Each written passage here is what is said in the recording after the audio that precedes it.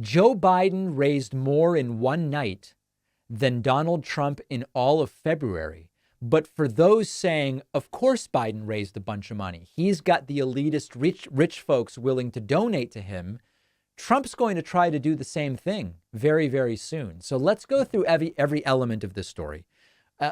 For framing, I'm against the campaign finance system we have, and I'll talk in a little bit about how I would reform it. But to the extent that we have fundraising of this sort, fundraising can serve as a proxy to determine how enthusiastic are voters about supporting a particular candidate.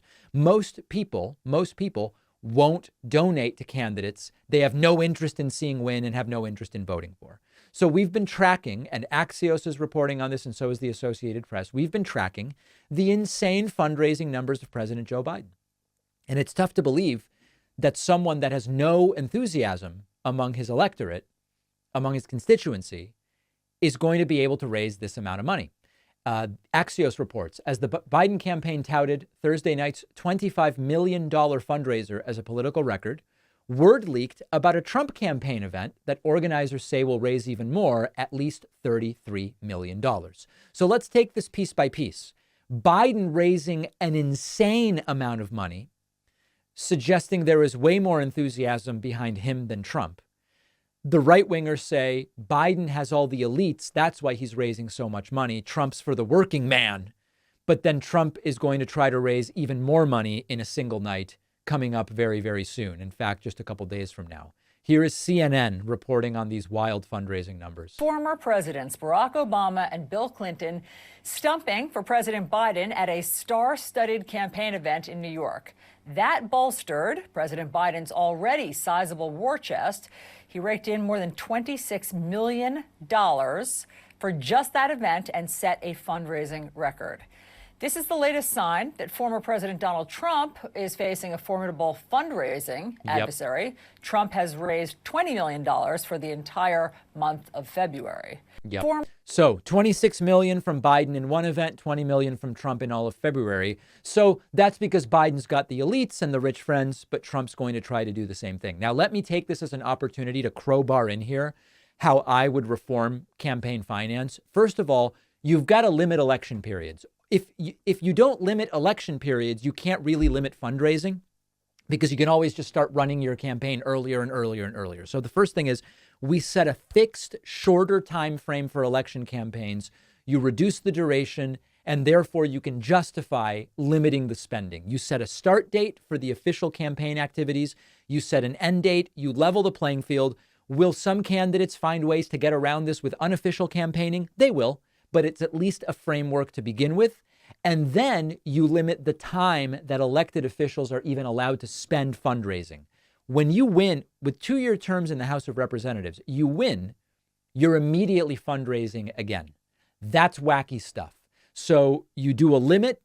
And then this is the critical part. You combine this with public financing of elections. You set up a set amount of public funds to eligible candidates to cover real campaign expenses. You reduce their dependence on the large private donations. And the way you would do it is with some kind of eligibility criteria for the public financing. You might say you need to get a certain number of signatures, or this way it doesn't totally make public financing possible. But another possibility is you drop, I think the limit on donations is like $2,700 per candidate.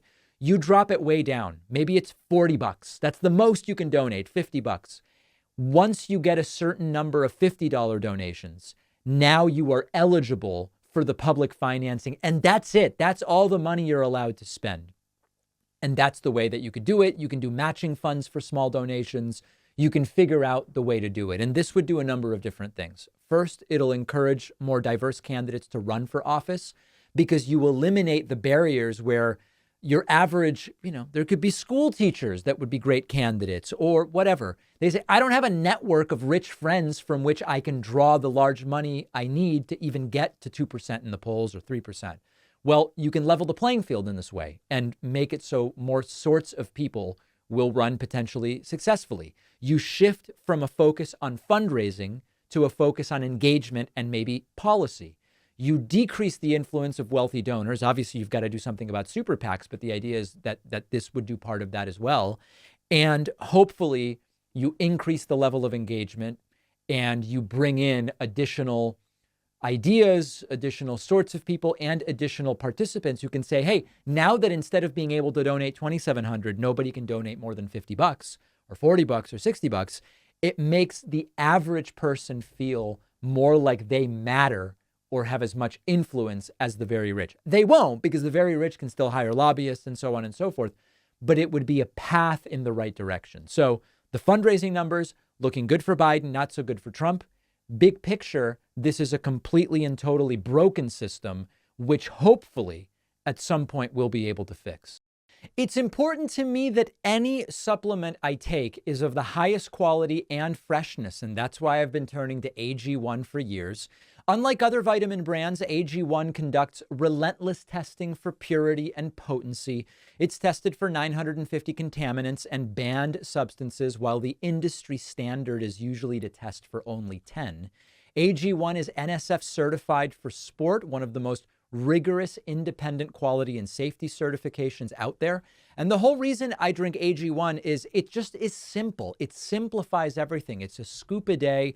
I get my vitamins and my minerals, and that's all I need. And the probiotics in AG1 are something I'm particularly glad is there. So AG1 just replaces the vitamin bottles, the digestive aids, all of the things that you might otherwise be taking individually. It's quicker, it's more cost-effective than buying everything individually. You can go to drinkag1.com/Pacman to get a free year supply of vitamin D and K, plus 5 free AG1 travel packs. The link is down below.